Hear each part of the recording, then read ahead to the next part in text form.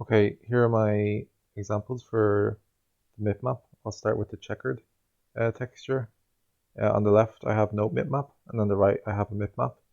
Um, when I say no mipmap, I mean that it has nearest neighbor filtering on both the magnification and the magnification, while the mipmap uses bilinear filtering on the magnification and trilinear filtering on the minification.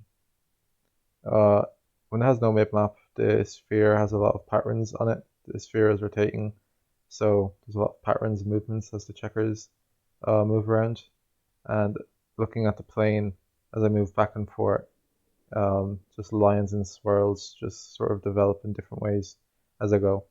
Um, the sphere and the teapot hold up pretty much perfectly with the mipmap, but the checkboard, it has a few little swirls on it. But that's just because the checkers are so small. Uh, I don't think it's so much unstoppable to happen. Um,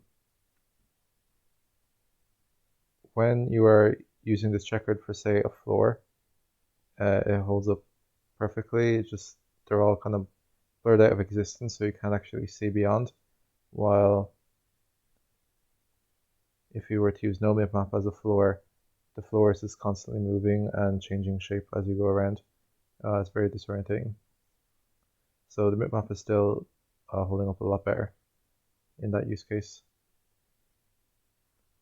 And then we have the text.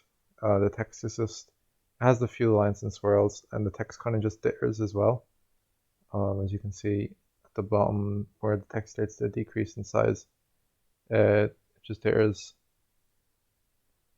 And there's just like swirly lines moving on the text at times.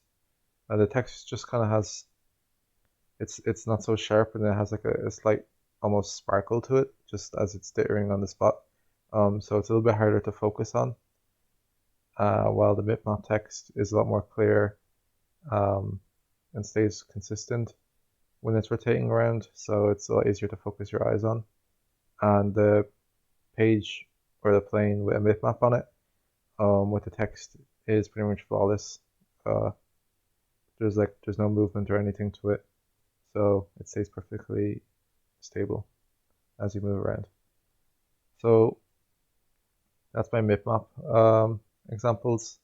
Again, no mipmap is just using nearest neighbor filtering on both minification and magnification, while the mipmap is using bilinear filtering on the magnification and trilinear filtering on the minification.